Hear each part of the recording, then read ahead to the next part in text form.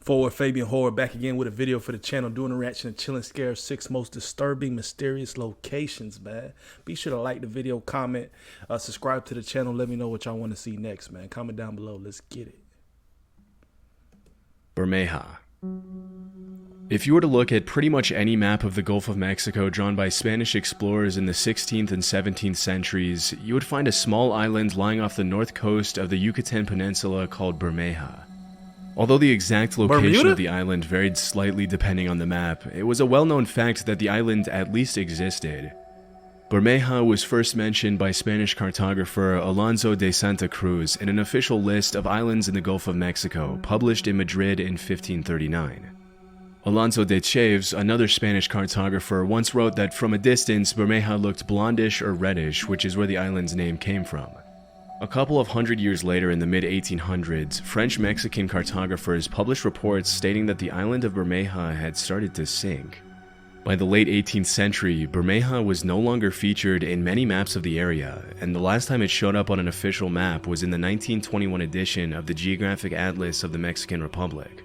In the late 90s, the American and Mexican governments started negotiations to determine the boundaries for the exploitation rights of oil in the Gulf of Mexico. If the Mexican government could find the island of Bermeja, that would expand Mexico's oil drilling rights way further into the Gulf. Around that time, the Mexican government conducted 3 official investigations to find the island, armed with state-of-the-art ultrasound technology and all kinds of modern tools to locate it.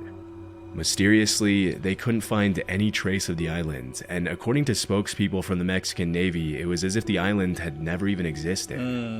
A year after the Mexican Navy failed to find Bermeja, a Mexican senator named Jose Angel Cioncielo, who was one of the most fierce advocates for the expansion of Mexico's oil drilling territory and the island's existence, was killed in a car accident on a Mexican highway when a semi-truck slammed into the right side of the car. That sounds fishy. His death quickly became the fuel for a conspiracy theory, according to which the CIA had blown up the island to further an oil-fueled American agenda. I wouldn't be surprised. Of course, this theory is a bit of a stretch, and some of the other more logical theories that surfaced regarding the disappearance of the island are much more likely to be true. One possibility that researchers seem to favor is that the island sunk after an earthquake or underwater landslide, which led to a further series of explorations in 2009 to see if the remains could be found at the bottom of the ocean. However, despite the even more advanced technologies that were used during that year's official investigations, the ultrasound exploration of the ocean floor revealed absolutely nothing but a sandy ocean bottom. Speculation that the island had never existed once again started circulating online and in the news, leading many people to adopt it as the truth. After the failed explorations in 2009, Julio Zamora, president of the Mexican Society of Geography, claimed that the existence of the island of Bermeja had probably been faked by early Spanish explorers to throw off other explorers and military rivals from other countries. This would make sense, as it was common practice to make slightly inaccurate maps back then for the sake of strategy. Another possible theory is that the island could have been drawn by one cartographer in the wrong location by mistake and replicated dozens of times over the centuries by other unaware. Bruh must be a real dummy if that cartographer, like they said, mistakenly drew a body of land on this map just for it to be unfounded. You know, people saying that it sunk below sea level. It's the new Atlantis. But I'm sure diving crews have gone searching, still yet to find anything. Bermeja, sound like Bermuda. You know what I mean? Man, we all know what happens when the Bermuda Triangle, you go missing. So this is probably located in the same area of what happened to the island. It went missing.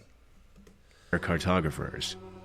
Still, some researchers think that due to the very precise descriptions of the island's physical appearance, Bermeja probably did exist, but in another location. Despite the abundance of theories regarding the mysterious island's location and existence, 15 years after the last exploration of the last known location of Bermeja, the truth is still a mystery and will probably remain that way forever. There you go. No answer. Navan is a travel and expense tool that works for you and we don't know what happened. Be sure to like the video, man. Comment down below. Let me know y'all's thoughts. Overton Bridge. Built in 1895 in Dumbarton, Scotland, the Overton Bridge is a Gothic-style bridge overlooking a 50-foot ravine that leads up to Overton House, a 19th century manor in the Scottish Lowlands. At first glance, Overton Bridge looks pretty much like any other bridge from the time, but there's one pretty dark detail that makes it different from any other structure in the area. For the past 80 years, hundreds of dogs have been jumping off the bridge and down to the ravine to their deaths for seemingly no apparent reason. Sometimes the dogs survive the fall and are left with debilitating injuries, and according to some reports, there have even been instances where dogs allegedly jumped off the bridge, survived, ran up the slope, and then jumped off once again to their deaths. The hell? Depending on the source, you'll find reports stating that the amount of dogs that have jumped off the bridge is either lower than 100 or in the high 100s. But regardless of the exact number, it's a fact that a lot of dogs have died at this bridge for some mysterious reason. Why dogs? As you can imagine, these incidents at Overton Bridge have fueled all kinds of outlandish theories, including suggestions that the bridge is haunted. According to Celtic pagan beliefs, the bridge is located at a thin place, which is a place that lies at the supposed union between heaven and earth. Some locals have also favored more supernatural theories, with many people blaming the dog's death on the White Lady of Overton, the alleged ghost of the widow from Overton House. Another popular theory among the locals is that the dogs are being affected by negative residual energy from a tragic event that took place in 1994, in which a 32-year-old father threw his baby off the bridge, claiming that his child was the Antichrist. Following the tragic murder, the father was declared insane and locked up in a psych ward. But even with all the more outlandish theories that have gained traction in recent years, some researchers have come up with more plausible explanations for the mysterious incidents at Overton Bridge. In 2006, animal behaviorist David Sands investigated the bridge and suggested that the dogs are probably detecting the presence of wild animals below the bridge with their keen sense of smell, which makes them chase after the smell and inadvertently jumping to their death. Bruh, come on, man. That sounds real stupid. He's reaching at this point. The other theories that were prior, right? Some lady who's haunting the manor or the grounds. A guy who thought his child was the Antichrist, so he killed his child in fear of the worst. How does that tie back to a dog? You know, how does that tie back to a canine? No type of correlation whatsoever. What does that have to do with the dog?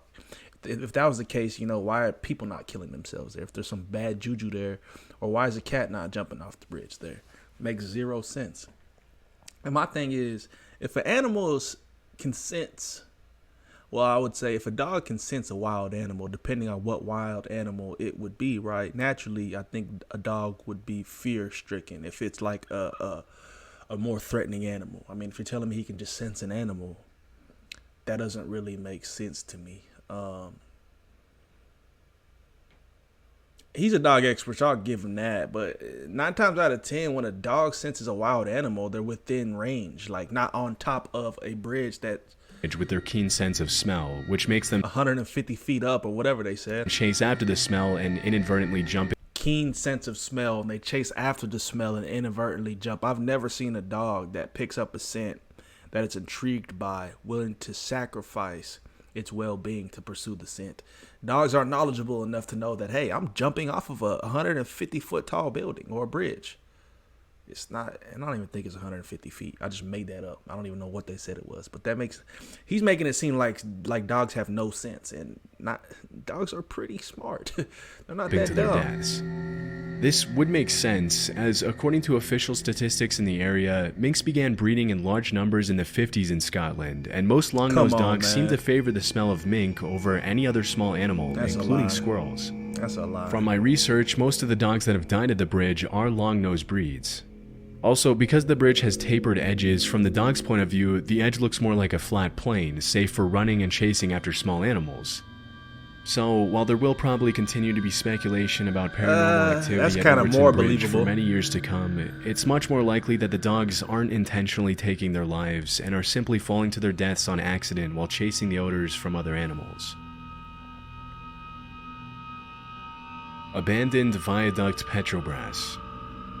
In the 1950s, the Brazilian government began a project to build BR-101, Brazil's longest highway spanning almost 3,000 miles. In the 1960s, construction began on a segment of highway called the Viaduct Petrobras that was meant to cross the Brazilian jungle to connect Rio de Janeiro and Santos, São Paulo. 16 years after construction started, the segment of highway that crossed the jungle was due to be connected to an already existing part of the highway to finish the project. However, due to Brazil's economic crisis, plans changed at the very last minute, and instead of connecting due to reconnected. Look at the railing on this bridge, man. That is just super unsafe. Like, I'm not walking across that thing, let alone, I mean, if I was walking across it, I'm standing directly in the center of this pathway. Like, there's no railing at all. Like, this is just badly built in terms of support.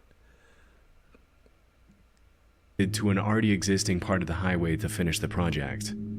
However, due to Brazil's economic crisis, plans changed at the very last minute, and instead of connecting the viaduct to the existing road, the highway was linked to a different coastal route. As a result, the viaduct Petrobras was left abandoned in the middle of the jungle, and to this day, the Brazilian government has done nothing to remove it or reuse its parts.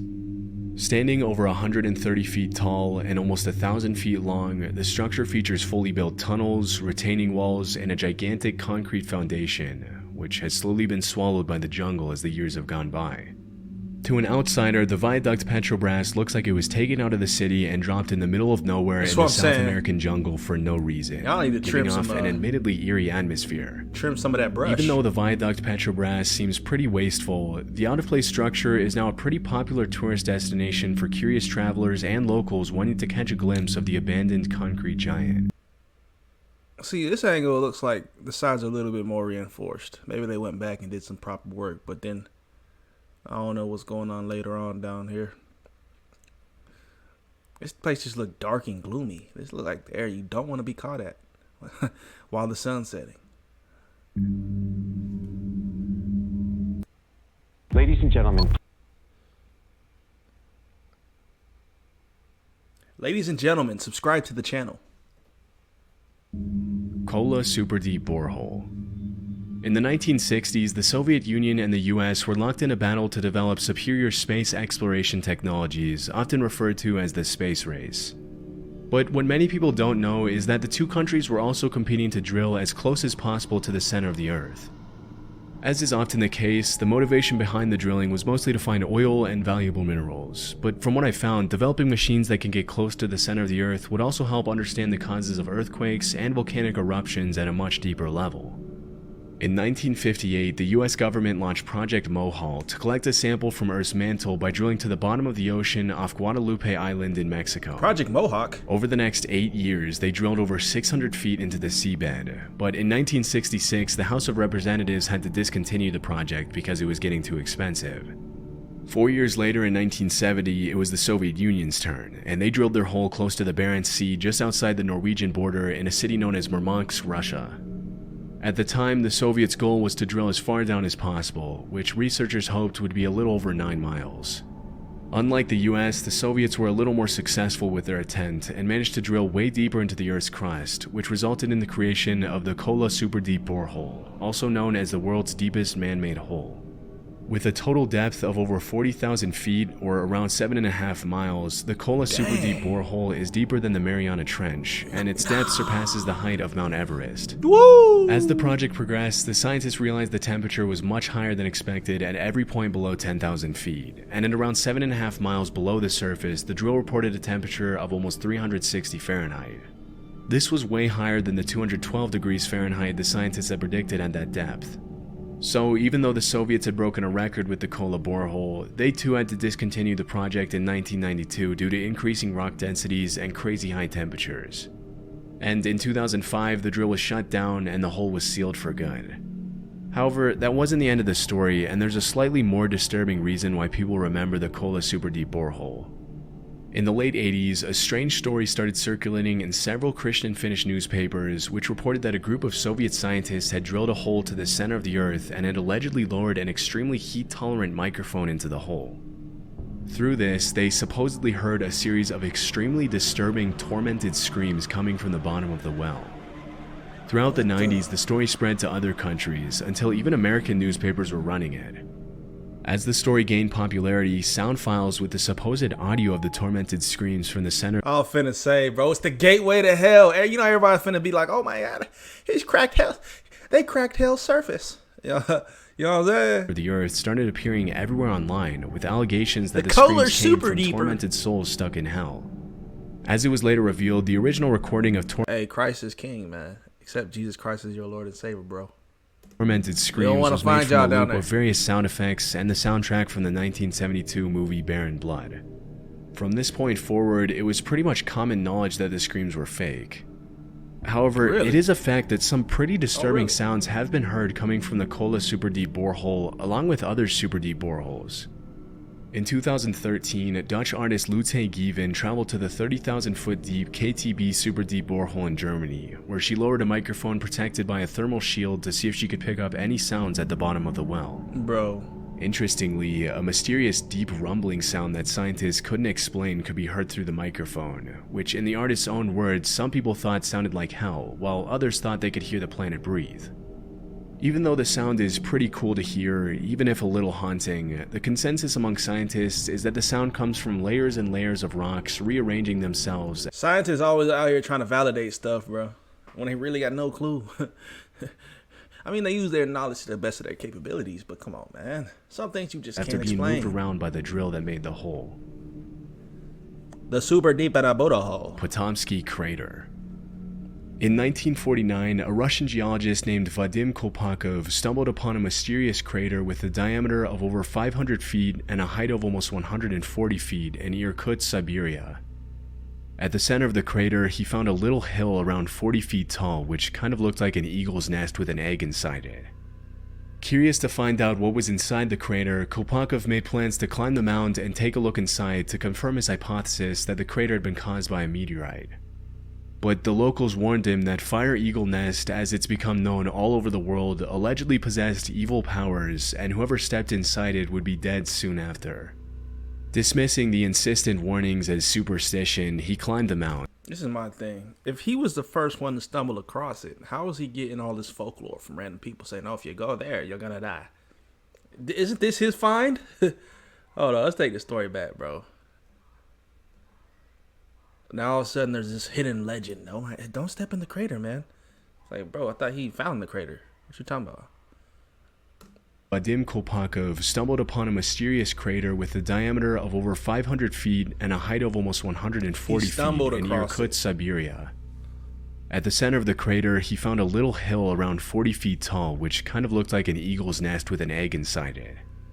Curious to find out what was inside the crater, Kolpakov made plans to climb the mound and take a look inside to confirm his hypothesis that the crater had been caused by a meteorite.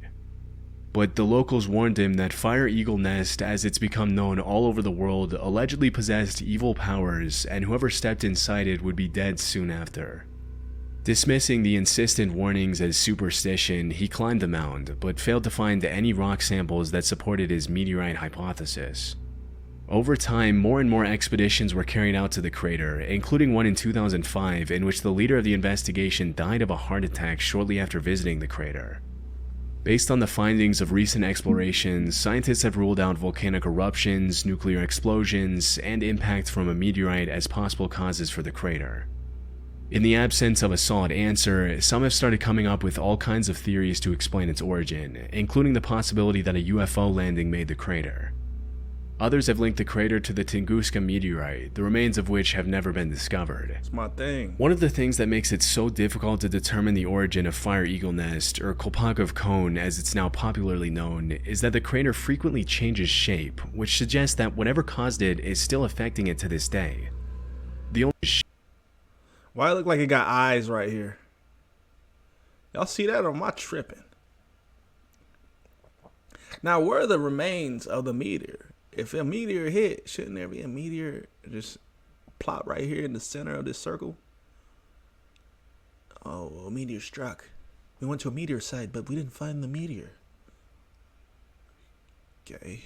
shape, which suggests that whatever caused it is still affecting it to this day. The only thing scientists know for sure is that the crater is around 250 years old, which they gathered from the rings on the trees growing on the mound. Strangely, it's been scientifically proven that the trees closer to the crater grow much faster than normal, which is similar to what happened in the forests around Chernobyl after the nuclear disaster. The lack of solid explanations, coupled with the weird tree phenomenon, has been fuel to the fire of outlandish conspiracy theories about underground nuclear plants and nuclear-powered UFOs buried beneath the crater, To this day, scientists still haven't determined what caused Kolpakov cone to appear, and no asteroid fragments or metal parts have been found in the crater to support some of the theories people have come up with over the years. As of today, the most logical explanation is that the mound could have been caused by the underground release of hydrogen fluids and heat from a nearby gas volcano. That probably makes the most sense. This could have caused changes in the size of tree rings, which would explain why scientists thought they were growing at an abnormal rate.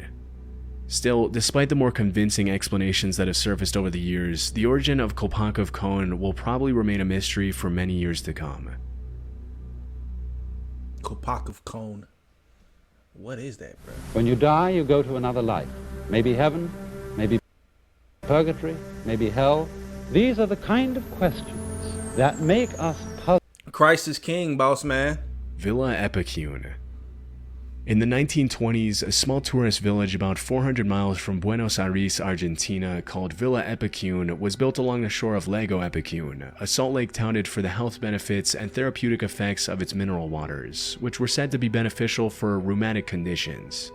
Quickly turning into a weekend getaway for Argentina's upper class, the town soon had a functional railroad station and a population of about 1,500 with a capacity to accommodate around 5,000 additional visitors at its peak in the 70s. Due to its popularity as a weekend getaway for Argentine city dwellers, a lot of money was poured into Villa Epicune to expand its accommodations and make it as comfortable as possible for visitors. However, it seemed not a lot of resources or attention was dedicated to the containment dam that separated the lake from the town. Uh-oh. Unfortunately, on November 10, 1985, the containment dam broke during a storm and a series of unusual strong winds. For 2 weeks, the water rose at a rate of half an inch per hour, until eventually the containment dam was completely destroyed by the water, after which all the locals had to abandon their homes and businesses and leave behind Villa Epicune. Over the following days, the flood drowned the town over 30 feet underwater, and Sheesh. It wasn't until 25 years later in 2009 that the waters began to recede and now show the eerie remains of the town, which now looks like something out of a dystopian movie. From above, you can see the original layout of the streets of Villa Epicune, along with its many businesses and the houses 1,500 people called home. With its overgrown trees, rusty post-apocalyptic appearance, and ghost town vibes, Villa Epicune now draws in tourists and photographers from all over the world who want to get a glimpse of the ruins of the once bustling getaway town. Due to the high levels of salt in the water that once flooded the town, most of the buildings in Villa Epicune are covered with a thin white residue, giving the town an even more creepy appearance. One of the more interesting facts about Villa Epicune is that even after it was completely destroyed by the water and flooded for more than 25 years, as soon as the water receded in 2009, one of the locals, then 81-year-old Pablo Novak, decided to come back home and live out the rest of his days in Villa Epicune. Out of the original 1,500 residents of the town, Pablo was the only one who came back. As the lone inhabitant of Villa Epicune, Novak was officially named a cultural ambassador of the town in 2020. That's crazy. But unfortunately, in January 2024, Pablo Novak passed away at the age of 93, leaving the town once again completely abandoned. My thing is, how you gonna live there? Ain't no local grocery store. You probably ain't got no, you obviously ain't got no power. You know what I'm saying? What, you got a generator, my guy? I'm lost. Villa Epicune. The Villa Epicune. Hey, there you have most disturbing, mysterious locations. I think the first one where it's like it was on the map and it just disappeared was kind of the creepiest. But dang, 30 feet of water. Yeah, we evacuating immediately, man. Like, comment, subscribe, hit notification bell. I'll see you on the next video. We out.